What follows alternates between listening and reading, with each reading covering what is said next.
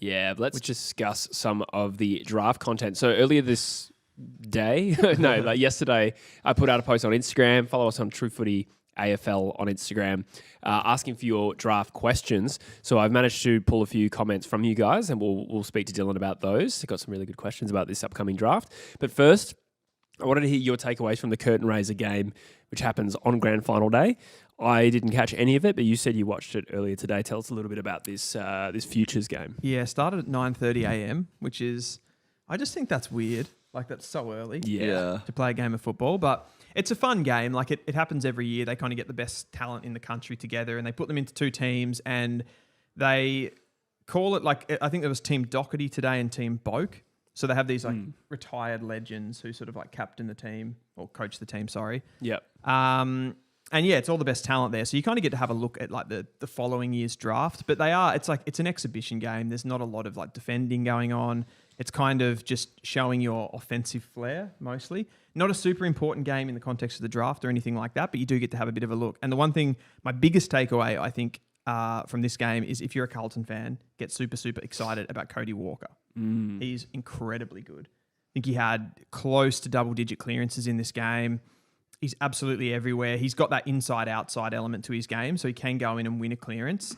And given everything that's happened with Carlton over 2025, the drop-off, needing to bring more, high-end players into the club, those more X-factor players, he's just going to be absolutely perfect for them, and they can put him next to Jagger Smith, and they're kind of already starting to rebuild this midfield, I feel. Watching him mostly in bottom age footy this year, I haven't been watching him very intently. And today I really got to see everything that he can do. Big burst of pace, can go forward, hit the scoreboard, he can accumulate. He's sort of the perfectly well-rounded mid. Yeah, goal-kicking midfielder. Goal-kicking mid, good on the outside. He's not just a clearance animal or something like that. Okay. Very athletic. You can imagine why Carlton don't want picks this year or next for Curnow in a potential deal because, is it just... Walker next year? Have they got a second father-son?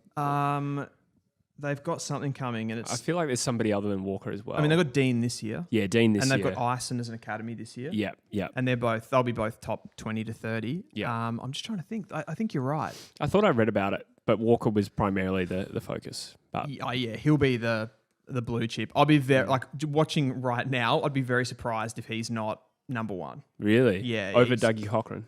Yeah. Wow. I think so. There you go. Get excited, Blues fans. He did. I mean, Dougie Cochran's a key forward, so it's a different position. But that's true. He didn't have a great game today. I wouldn't have said. Like, he had a couple of moments, and he'll be up there. He'll be up in that sort of top 5 to top 10, I'm sure. But yeah, Cody Walker, he just looks so perfectly balanced. And those types of midfielders that can do everything like that, well-rounded, they usually go in the top 2 or 3 at least, particularly as a mid. But obviously, he's a father-son, so you don't know where the bid's going to come. We saw with Ashcroft, it slipped down to 5. But yeah, he was incredible. A couple of others, not necessarily so much in the big name stakes, but there was a guy from the Geelong Falcons, Noah Williams, a 174 centimetre sort of outside type player. He was awesome in this game, nipping and tucking, got forward, hit the scoreboard, but was just kind of linking everything up. Pretty much that first receive, coming out of stoppage and stuff like that. He just seemed to be in the right place at the right time consistently. And the only thing that I would look at him and say at 174 centimetres currently, like, he's going to have to grow a little bit to become, say, like a bit more of a midfielder, but he looks like an Errol Goulden type player at the moment. Wow. Yeah, really good decision-making, good foot skills, and he had a brilliant game. We have a question on Cody Walker. Can he fly like Andrew Walker? I'd say he's a little bit less mercurial than his dad, because you know how his dad was kind of... He had these X-factor moments, but he wasn't necessarily as kind of consistent as a footballer. Like, Cody looks a little bit more like a genuine midfielder, where Walker was like... He was like a forward, could sort of run through the midfielder. I'm calling his dad now, sorry, Andrew Walker. I just called him Walker.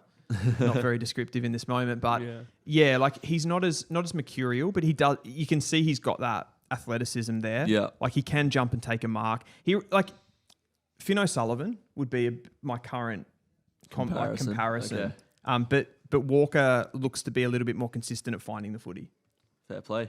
More 30 disposal games. But yeah, I was super, super impressed with him. I thought he was absolutely awesome. Can't wait for his draft year next year.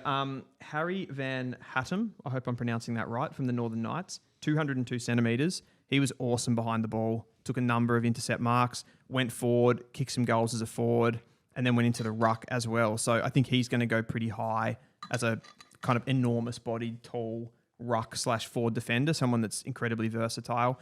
But he just looked, too big, too strong for the guys today. And he kicked the football really well, which always impresses me with someone that's playing behind the ball.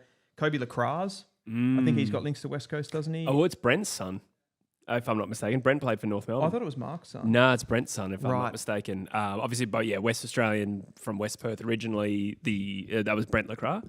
Yes. Oh, both of them, both of the Lacraz. And I believe Kobe is the son, so not eligible to join either North or West Coast because Brent didn't play enough games. Right, so he'll be open pool. I hope I've got the right father, but I'm pretty certain it's Brent. It's certainly not Mark's because if it was Mark, it would be father son. No, it's Brent. I didn't do my homework on him at all, but 190 centimetre. Yeah. Played a little bit different to... I was kind of, when I was watching, I was like, how similar is he to Mark Lacraz? Yeah.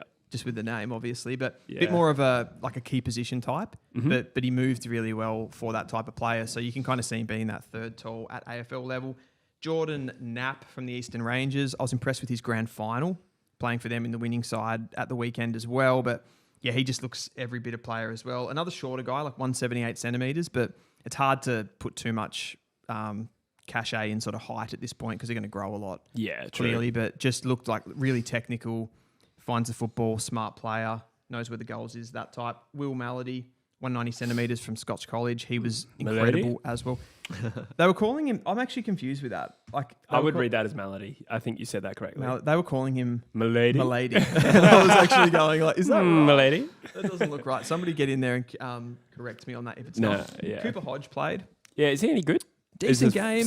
Son of Luke, I'm guessing. Yeah, didn't stand out for me.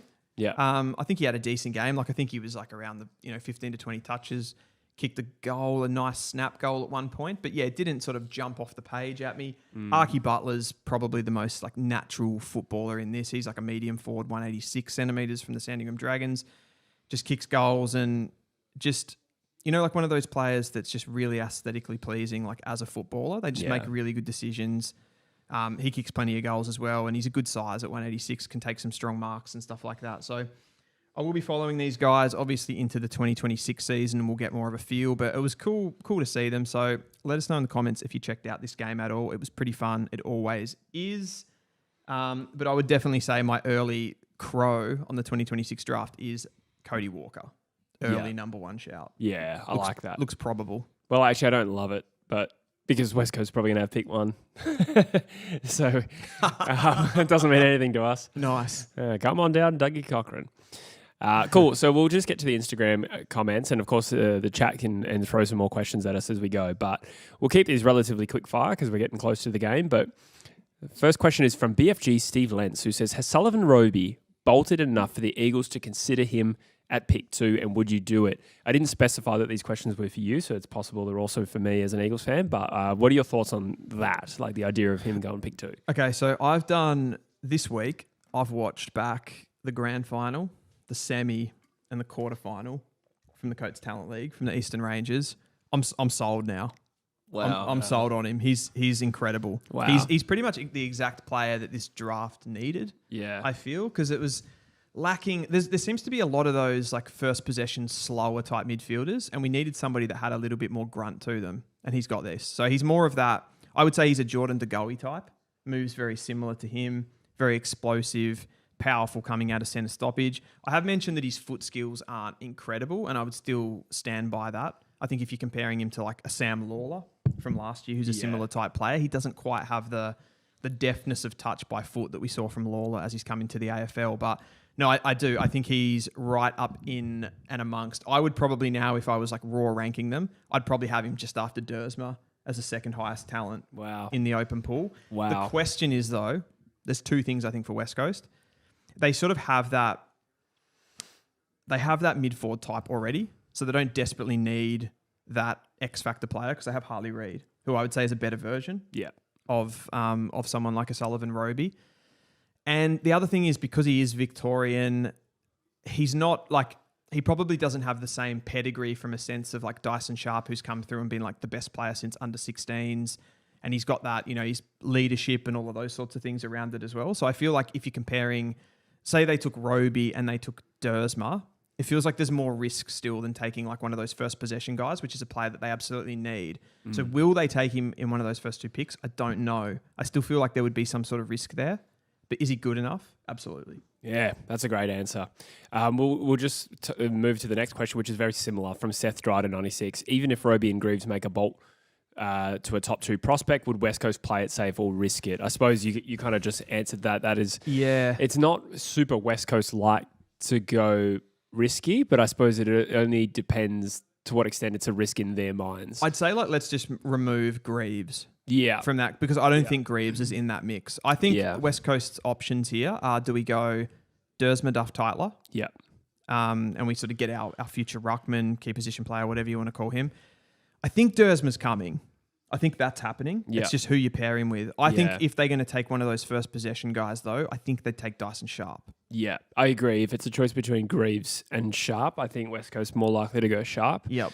I could see, I suppose to answer the question, I'm not ruling out the idea that West Coast would take Robey at 2. But obviously, it's really hard to speculate on that, and we don't even know if West Coast will hold that pick. But yeah, I think it's in play. Yeah, I'm absolutely not ruling it out. I agree. Could you see a world where they didn't go for Duursma and they went like 2 of those mid-types? Like maybe they go Robey, who's got a little bit more forward play, a little bit more X factor. They pair him with a Dyson Sharp.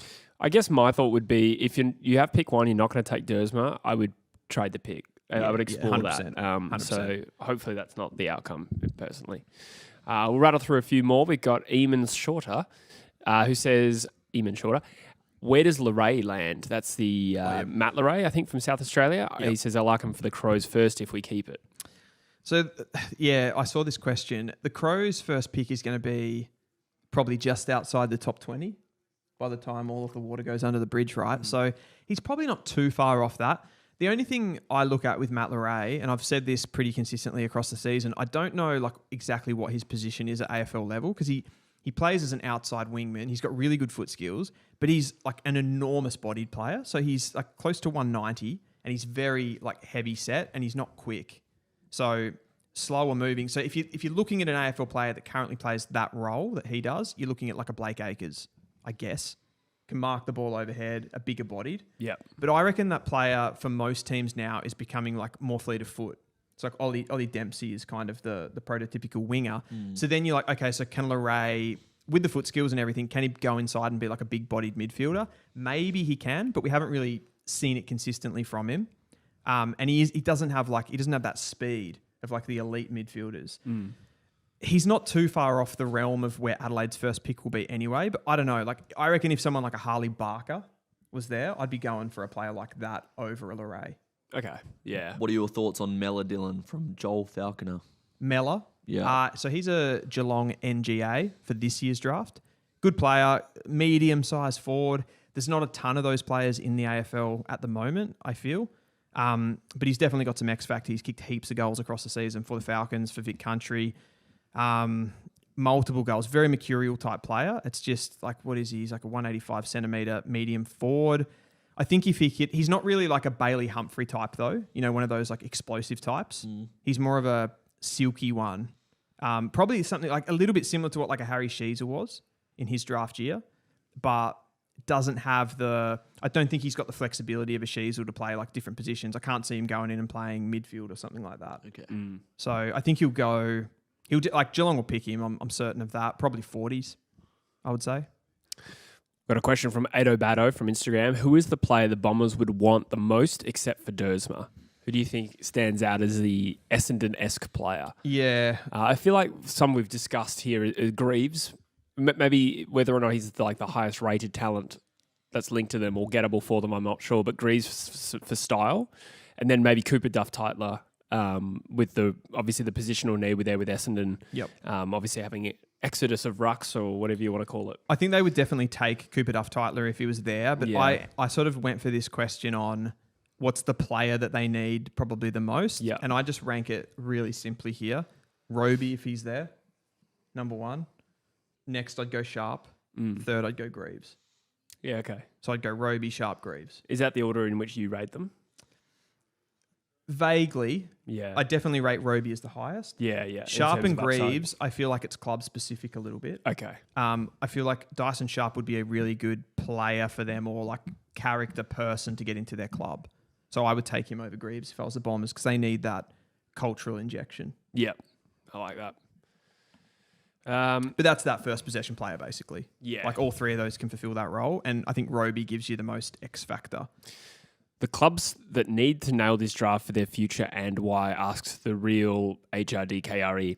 I think you can probably just, as a thought exercise, go through the teams who have high picks in this draft. And I'm thinking particular pressure on West Coast and Essendon. That's the two I've got. Yeah, I was going to say, I mean, sure, Richmond have picks 3 and 4, but having, had a pretty successful draft so far last year and having like 7 first-round picks, I feel like the pressure is less on them. I feel like currently. they have no pressure. I feel like it's just a really fun draft for them. Yeah. They can be a little bit speculative. They got double picks.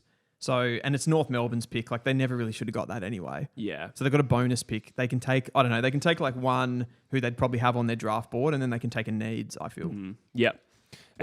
Sorry, go on. I was just going to say Essendon is self-explanatory, obviously, with the club losing players at the moment and embarking on the rebuild and a really good opportunity to have 3 or 4 top 10 picks. And for West Coast, I would just say this is the draft where they get the payoff for losing Barras and Oscar Allen. Yep. So if you lose Barras and Oscar Allen, you got to make it count. And I think that the pressure is on for West Coast. 100%. And I think if you add in that a little bit more pressure because of 2024 didn't really go how fans at least would have hoped with the players that they brought in the draft. Obviously, you got Harley Reid in 23, which was awesome, but you kind of need to nail this one. I'll throw this back to you as a West Coast fan. Who's under more pressure out of, like, it's clearly Essendon and West Coast that have to get it right. Who needs to get it right more?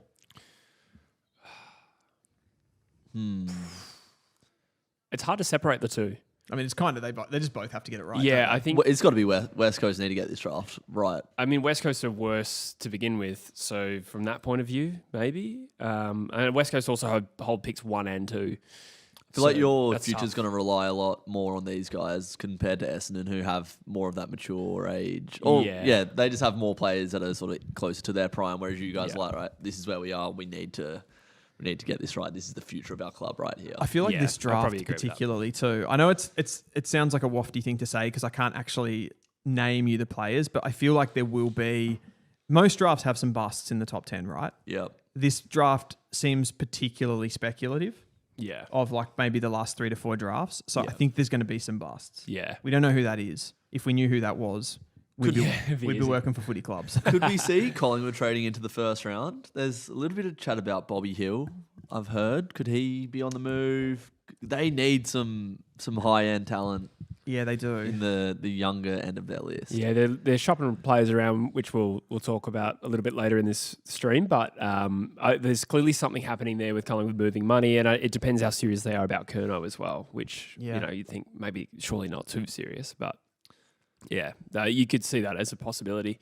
You just wonder how any of those players that are being linked, like even Bobby Hill, like what's the capital looking like? And is that looking, given what's happened to him at the back end of this year, I almost think the pick that you're going to get back for him's less worth the player. Yeah.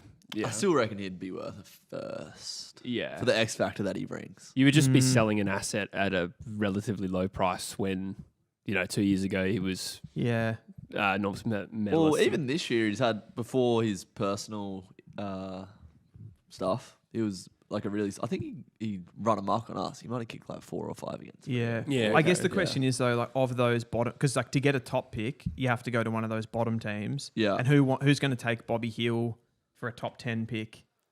You know what I mean? Like in those bottom teams. Yeah. Like if say like a West Coast or an Essendon bring in a Bobby Hill, he's probably not like helping them right now. I'm going to throw up a trade that I've just made up in my head, right?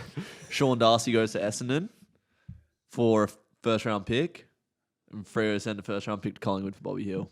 Bang. Heard it here first. Hang on. This is the draft video. All right, keep talking draft. Draft. Yeah. We'll just finish off this segment with a couple of questions from Bailey Mead. Top ranked small forwards after Dovaston? I suppose who are they? What's the gap like? The two-parter of this is: do you rate Dovaston as a West Coast third pick? Probably won't get there, but ideal pick. I personally just think yes, he's a great fit for West Coast, but I'll let you answer broadly about small forwards. Yeah, just to tick that West Coast link one. If West Coast had their third pick, you'd absolutely be looking at him. I kind of think how it's gone recently in drafts, he's a type of like that sort of not clear number one small forward, but he's kind of has established himself as that. Yeah. over the body of work that he's had. So one of the team, there'll be someone that'll want to take him as a need before West Coast get that second pick. Yeah. There's just too many clubs that get an opportunity to take him. So I reckon he'll be gone. Yeah. To answer the question, I don't think there's an enormous gap. I think he's definitely the most polished, and as far as like a specialist in that role, absolutely. There's Taylor Byrne is another one. That's who I've got next. Okay, good. I think he is the next one on my list. He's a little bit different. He's maybe not quite as polished with the ball as Dovaston. Like Dovaston's a bit of an animal when he like gets an opportunity. I don't think he's like quite to the same level as like a Nick Watson when he gets his opportunities inside forward 50 in tight spaces. But Byrne is a bit more crash and bash. He's very physical. His defensive pressure is immense, and he's got flexibility. Like he can go and run through the midfield and have 30. He's done that several times for the GWV Rebels. Kicks goals as well, and he's just one of those players that looks like an absolute nightmare to play on for defenders. Like he's just at you all game. There are similarities to Watson. Maybe not like in like Dovaston? Visually. Dovaston. Dovaston. Oh, sorry, you had moved on to Byrne. Yeah, I'd moved on to Byrne. Forgive me. No, Yeah. that's okay. My bad. I would say, like, to compare them a little bit, I would say, like, Taylor Byrne's a little bit more like a Tom Papley, Okay. and Dovaston's more like a Watson, I like that. Yeah. if you just want to, like, try to get that AFL comparison picture. But yeah, Yeah. Dovaston's more of a classic forward. Yeah. I'd say, like, a little bit deeper and very dangerous around goal. Byrne's a bit messier, but maybe functionality-wise can do a little bit more. Cool. Going through a couple more, like Adam Swade, who's a Bombers NGA, very good player. And again, probably like less so that dynamic player inside forward 50 and more so that guy that can run through the midfield. So I think they'll use him in like a high forward role. They've got Hussein El Ashkar, who's probably the next one as well. And I really like Zane Piker from South Australia as well, plays for the Woodville West Torrens. He's kicked tons of goals. He had a massive preliminary final game. And who's a good, like probably like a Lockie Schultz type. Not someone that I'm saying is like super, super high caliber that you're talking about in that top 20 or 30. I think he'll go a bit later in the draft, but has some serious like speed and power to his game, and he's quite dynamic when he gets going. Yep. A couple of people just in the chat, Joel, actually, I think it is, just throwing up Noah Hibbins-Hargreaves. I presume you omitted him on position. I just don't consider him a small forward. Yeah, not in the same sense. It's a different one. So I think Hibbins-Hargreaves would, how many deep small forwards do you see that are Noah Hibbins-Hargreaves physiology? Yeah. Like not many really. So he's kind of a... Physiology. too big a word. Yeah, just like that. I don't know, like his body. Good diction. Yeah. Anatomically. Yeah. Anatomically. Yeah, no, so he'll be more of a, I think, long term, someone that like pushes forward, but he'll start like on a wing probably to begin with. I could even see him, I said a couple of weeks ago, I could even see him doing the Sheasel to half back. Yeah. Because he's got really good skills, he's technically really proficient and good athleticism. So Gets him into the game as well if sometimes he doesn't get his hands on the footy. I'm just not considering him a small forward though. Yeah, I gotcha.